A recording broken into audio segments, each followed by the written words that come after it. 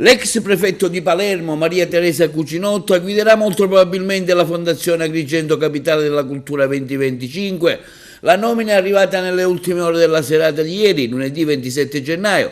Sostituirà il dimissionario Giacomo Minio, che ha lasciato la Fondazione con una lettera elegantemente polemica nella serata di venerdì scorso, 24 gennaio, dopo tanti pressioni in questo senso. Quando scrive Blog Sicilia, la nomina della Cucinotta nel CDA della Fondazione, chiamata a gestire gli eventi legati ad Agrigento, capitale italiana della cultura, spetta al Consorzio Universitario della Città dei Templi, il CUA. Dunque viene ufficializzata proprio in questo modo, ma è evidente che si tratta di una nomina fortemente sponsorizzata e voluta dal Presidente della Regione Renato Schifani.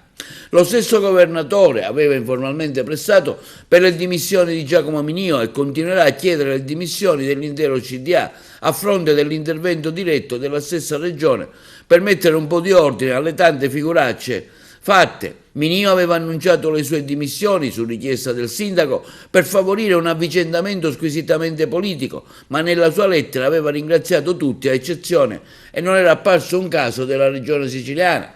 Il nuovo presidente sarà Maria Teresa Cucinotta, che ha iniziato la sua carriera nell'amministrazione civile all'interno nel 1985, prestando servizio per 3 anni presso la prefettura di Messina. Dall'88 fino al 2007 ha lavorato per la prefettura di Palermo. Dal 2007 al 2010 ha svolto l'incarico di viceprefetto vicario di Siracusa e da settembre 2010 ha assunto l'incarico di vice della prefettura di Palermo. Il 30 dicembre 2013 è stata nominata prefetto. Dal 5 gennaio 2015 è stata Caltanissetta, dal 15 ottobre 2018 prefetto a Lecce, poi a Catanzaro, prima di arrivare a Palermo, dove ha ricoperto l'incarico di prefetto fino all'ottobre 2023. In ogni caso si aspetta la nomina ufficiale.